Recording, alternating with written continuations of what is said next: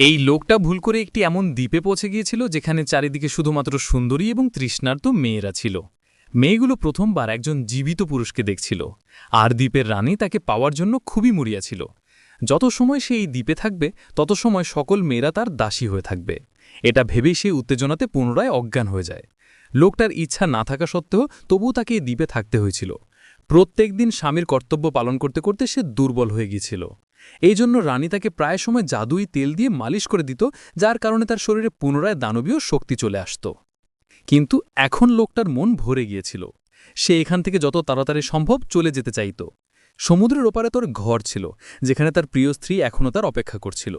শেষমেশ এক রাত্রে সে একটি জাহাজ পেয়ে যায়, কিন্তু ওই জাহাজ সমুদ্রের ডাকাতদের ছিল। তারপর ঝড়ের কারণে তারা অন্য দ্বীপেতে এসে থেমে যায়, আর সকল লোকেরা খাবার এবং দরকারি সরঞ্জামের খোঁজ করতে লাগল। কিন্তু একটু দূরে আসতেই তারা মাটিতে একটি বিশালাকার পায়ের ছাপ দেখতে পায়, যা কোনো রাক্ষসের মনে হচ্ছিল। অথচ এই লোকটার নজরে মহিলাদের থেকে ভয়ানক কিছুই ছিল না। কিন্তু কিছু সময় পরে সকল লোকেরা ওই পায়ের দাগকে ভুলে গিয়ে দ্বীপে মজা নিতে লেগেছিল।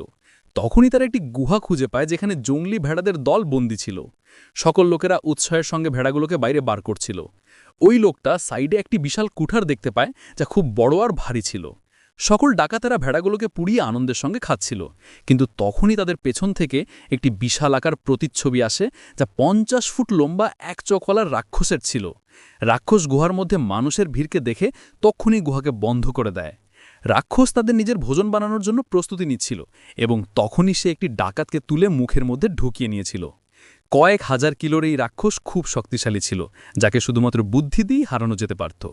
তাই লোকটা তখনই মদিরান পাত্র তুলে রাক্ষসকে বলে যে এটি অমৃত, যা শুধুমাত্র এক ফোঁটা পান করতেই আত্মা তৃপ্ত হয়ে যায়। এটা দেখে রাক্ষস এক ঢোক পান করে নেয় এবং স্বাদ নেওয়ার সাথে সাথেই সে পাগল হয়ে গিয়েছিল। লোকটা তাকে বলে যে সে মদিরা বানাতে পারে, কিন্তু তার আঙুরের দরকার ছিল।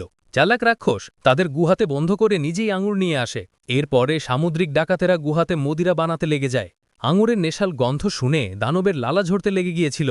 তারপর যখনই মদিরা তৈরি হয়ে প্রস্তুত হয়, লোকটা তাকে তত সময় মদিরা পান করায় যত সময় না সে নেশাগ্রস্ত হয়ে যায়, এবং তারপর সে ঘুমিয়ে পড়তেই ডাকাতেরা সুযোগ দেখে একটি তীক্ষ্ণ অস্ত্রের দ্বারা রাক্ষসের ঘুমের মধ্যে চোখ ছেদা করে দেয়, যার যন্ত্রণায় পাগল হয়ে সে সবকিছু ভাঙতে লেগে গিয়েছিল।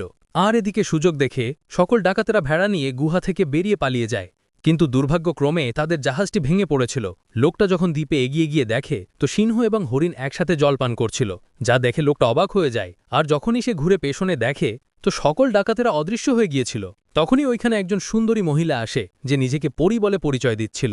লোকটা যখন তার ঘোমটা তোলে তো তাকে পুরো তার স্ত্রীর মতো দেখতে ছিল। ওই মহিলা আসলে একজন ডাইনি ছিল। সে লোকটাকে তার সঙ্গে থাকতে বলে, যাতে লোকটা তক্ষুনি রাজি হয়ে যায়, কেননা সে শুধুমাত্র ওই মহিলার মধ্যে তার স্ত্রীকেই দেখতে পাচ্ছিল। কিন্তু কিছুদিনের পরে তার কিছু গণ্ডগোল অনুভব হতে লেগেছিল, কারণ যখনই সে গুহা থেকে বাইরে যেতে চাইত তখন দাসীরা তাকে আটকে দিত। ডাইনি তার সঙ্গীদের শুয়োর বানিয়ে দিয়েছিল। সে লোকটাকে তার স্বামী হওয়ার প্রস্তাব দিচ্ছিল, না হলে সে তার বন্ধুদের মেরে ফেলার হুমকি দেয়। লোকটা নিজের সঙ্গীদের জীবনের জন্য ডাইনির কথায় রাজি হয়ে যায়। তারপর ডাইনি তার সঙ্গীদের পুনরায় শুয়োর থেকে মানুষ বানিয়ে দেয়। তার সকল সঙ্গীরা সুন্দরী দাসীদের দেখে মোহিত হয়ে গিয়েছিল এবং এইখানেই থাকার সিদ্ধান্ত নিয়েছিল। ডাইনিকে দেখতে পুরো যুবতী ছিল, কিন্তু আসলে সে 1000 বছরের পুরনো ছিল। সে প্রত্যেক বছর নতুন স্বামী বদলাত এবং তাদের আয়ু চুষে যুবতী হয়ে থাকত।